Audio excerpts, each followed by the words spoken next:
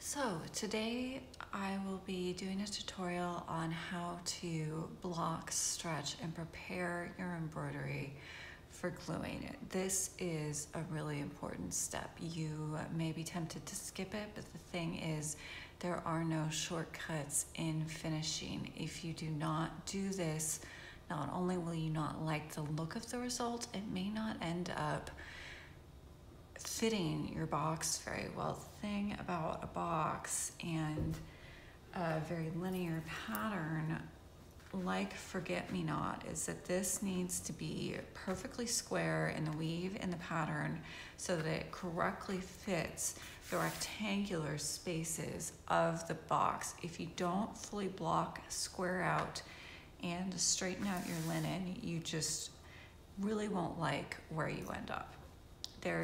It may seem unnecessary, but please believe me that it is. You need to take all of the preparatory steps because otherwise you will see it in your finish. It will look sloppy, and the thing is, it may seem like additional extra work at a time when you're already have put so much into this project. You're ready to be done. I know I am, but it's a question of doing your work justice. You have put all of this time into this project, and you need to do that extra step to really get it over the finish line and make sure that you have a beautiful finish in the end.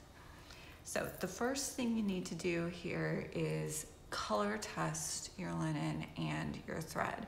I've already done this. I've stitched just a little example to show you what you need to do. Even if you're using Russian tea cake and 779 Gobelins with me, please do it anyway. It's a really good habit to get into, and you just always need to check because you don't want to find out after you've got this thing pinned down that, oh yeah, it ran and it's on your blocking board and it's all over your linen. So take your little stitch sample and a little bottle of cold water in this and just wet this thing down. Really, really soak it. This is much more than you will be doing with your actual linen, but make sure that this is not running. I can see that it's not. The color is perfectly stable. It's fine. There's no excess dye here. If there were, say if you're using an overdyed thread, these are the most likely culprits. Versoix is frequently used in fashion construction, so they're more invested in making sure that their dyes are color fast because they're used in garments that get washed. So you can usually trust a Versoix. I still recommend doing it anyways. So this has proven to be color fast, but if I were seeing color running, what you do is you take it straight to the sink, you run cold water. There is cold water in this bottle, by the way. Always use cold water to mist. And run the water through the linen and keep going until the water runs clear. That means you've gotten all the excess dye out of it, and then gently, gently, gently squeeze out the excess water, pin it out, let it dry, and then you'll go through the full blocking process. If you're using Gobelins and Russian tea cake with me, this should not be necessary, but still check. It's just one of those things you don't want to find out once it's too late that you've got a problem here with color fastness. So that's your first step. The next step is to prepare a blocking board like I have here. Since the long side piece is really quite large, I needed a very large blocking board for this project. This is a 22 by 28 piece of acid-free foam core on which I have first stretched and pinned a layer of flannel for absorbency, and then a layer of 1-inch check 100% cotton woven gingham fabric, which gives you a lovely 1-inch grid. And as you're pinning, use an L square or a T square or some kind of corner gauge to make sure that your grid is even, because these are going to help guide you in your pinning and finishing, and you want to be pinning on an even and squared out grid. So stretch your gingham over your prepared board, which already has flannel pinned onto it, and then pin on your gingham and just check your weave as you go to make sure that you've got a nice straight even grid here that you'll use as your guidelines. Once you have your blocking board prepared, you are ready to start marking for your pinning. And this is a place where your pattern is going to come in really handy. I mentioned in the first video when I was urging you to make a pattern that it would be helpful during finishing. This is what you use it for. You are going to use your pattern to tape down exterior design guidelines with painter's tape. So I'm gonna line this up straight on the grid. And as this is folded and coming up a little bit, I'm gonna just weight this with some Pins and Yes paste as I'm working so it doesn't go anywhere on me. Got that, and then I'm going to tape down the exterior lines.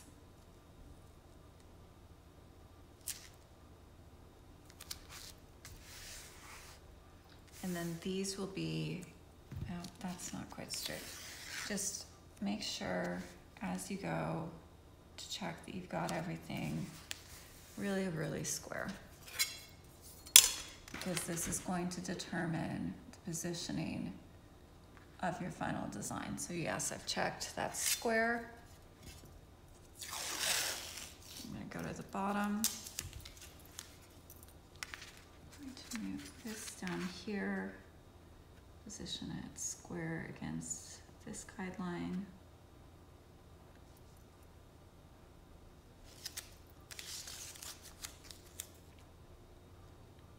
This is a place where a little extra effort now is just really repaid later on when you've got a high quality finish that fits your box beautifully. Please trust me here. It just makes your life so much easier later on. If you are used to sending your work out for framing, this may seem like a lot of extra effort, but trust me, your professional finisher is doing, if not exactly this process, something a great deal like this to ensure that your finished piece has a nice, even squared out weave and that it looks beautiful when you get it back. So yeah, I have 4 square corners marking the exterior of my design. I'm gonna lift off my pattern piece now, and then we will be ready for the next step of pinning and finishing. Okay, so I've now prepared my fabric and my guidelines for pinning by marking both with north, south, east, west. Oh, that took me a minute. And thread marking in the margins at those same points on my fabric. This will help me line up as I pin, because you will first pin at these center points on the design on each line and then work outwards. And to do so, you will need some stainless steel pins because you will be wetting your fabric. You don't want them to rust, therefore the need for stainless steel pins. These are from Access Commodities, and I'm pretty sure I got them through Needle and Haystack in Alameda. I'll make sure I have a link in the description. So once your fabric and your guidelines are all prepared and ready to go, you will start wetting it down your fabric and then pinning it. You will be pinning face down, because once it's pinned, that's going to have your fabric taut and ready for gluing, and you will glue it, the backing paper, directly to the back of your embroidery while it's still pinned and taut to make sure that you get a nice, good bond. So the amount of wetting that you do for this really depends on how much distortion there is and how much wrinkling and stuff you need to get out of your piece. Here, this is actually pretty straight if I check it against rulers. Got just a touch of distortion there. This line's straight. Most of my motif lines are pretty straight. Oh, sorry about my head. I keep on leaning over into the camera view, which I may do when I'm pinning, and I'm sorry for that in advance. So I've got a little distortion here at the top, but for the most part, this is pretty good. This was all worked in a hoop, and my stitching is pretty neat, and there's not a ton of distortion here that I need to get out. So I'm just going to lightly dampen this with my misting spray. This is just a little travel cosmetics bottle that I got from CVS. I like it because it gives a very fine mist. Mary Corbett has also recommended a larger bottle, which I'll link to below. That one's also very good. You just don't want to soak your fabric, and you want to have control over how much water you're putting on here. So I'm going to take this, and I like to spray it off the fabric because the more water you've got here and here, the longer it takes to dry. And I'm just going to start misting this thing down. This takes a little bit, so I am going to continue doing this and then resume the tutorial once I've got this ready for pinning. Okay, so I've dampened my fabric. I actually put on a little more than I intended to, but that's okay. It's just gonna need a little bit more drying time. Make sure to dry this for a full 24 hours once it's been pinned, because if you apply the glue while it's still wet, it will not look good. I did this myself on the sides and almost had a heart attack when I found what looked like a water or glue stain. It did eventually dry out, but it was just a bad moment. So don't try and rush this. Be sure to give it plenty of time to dry. So I've just lined up north with my thread marking in the margins and then my mark on the guideline tape. I'm gonna line that up, and I'm gonna lightly stretch this. You don't want to go beyond your guidelines, but you do want to get a nice even stretch this out, which will square out your weave and also just remove any kind of wrinkles from the fabric and give you a nice smooth finish. So then I'm going to move here, checking that, and as you can see, I'm pulling here and giving this just a little bit of stretch.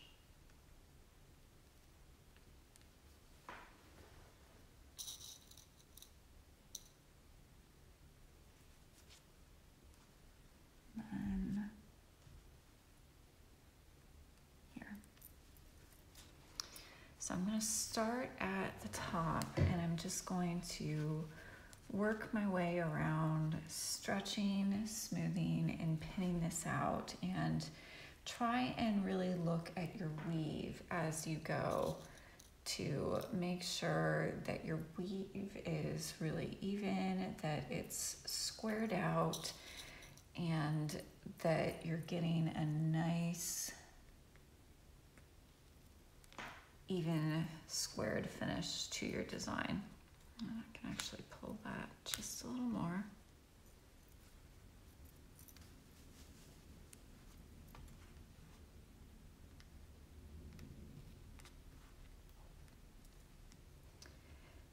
Now, depending on how much distortion you have, that will affect how many pins you need in. I am pinning roughly every inch because I have relatively little distortion here that I need to get out. Just making sure to get everything nice and taut as I go. So again, here the grid will help you.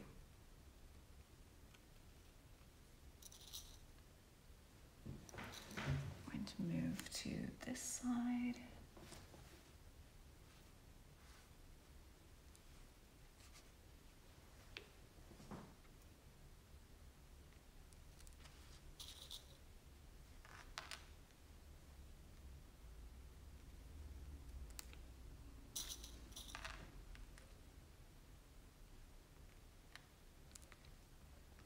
So I'm pinning initially quite close to the design line because that's what I really want to be as straight and even and exact as possible. And then I will later go and put another row of pins all around the outside, but we'll get to that in just a minute. I'm going to keep pinning here. Making sure everything's square, making sure that it's lining up nicely. Trying to get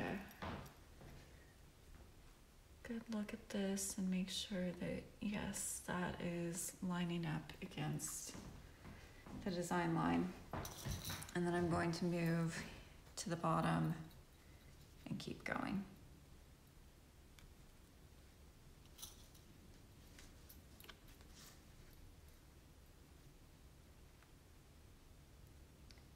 I'm just stretching and pulling as I go and just checking the weave, checking that everything's really smooth and that it's stretched, because this will determine how your finished piece looks. And if you want a nice flat finish, this is unfortunately what you have to go through to get it. It's not really that hard.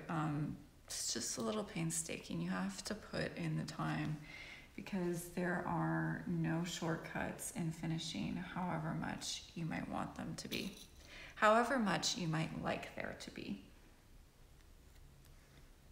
So I'm pinning down in this bottom corner. I've got pins roughly every inch, and I'm just looking at the weave as I go, making sure that everything's really square and balanced, and if I need to, adjusting pins that I've already got in place to make sure that it's all looking really good here. So here I can see there's just a little bit of wobble around this flower, which means that this needs to be stretched out just a little more. And then I'm going to replace this pin right here. And stretch this out nicely in the corner.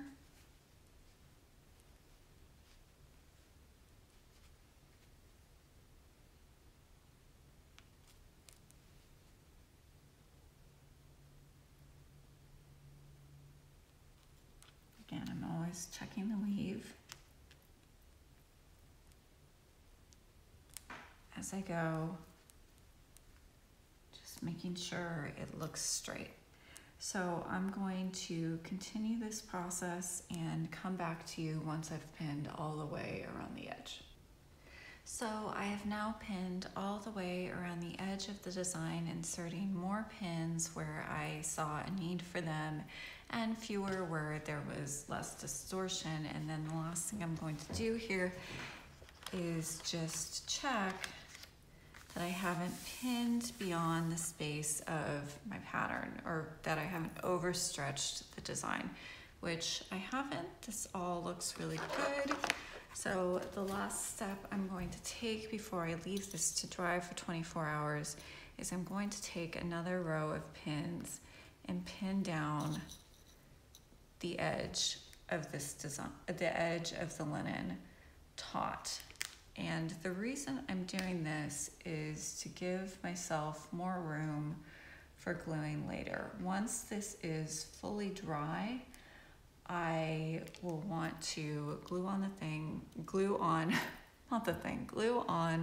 the backing paper for the embroidery, but I'll need more room to work, and which I can't do with pins right here at the outside edge of the design.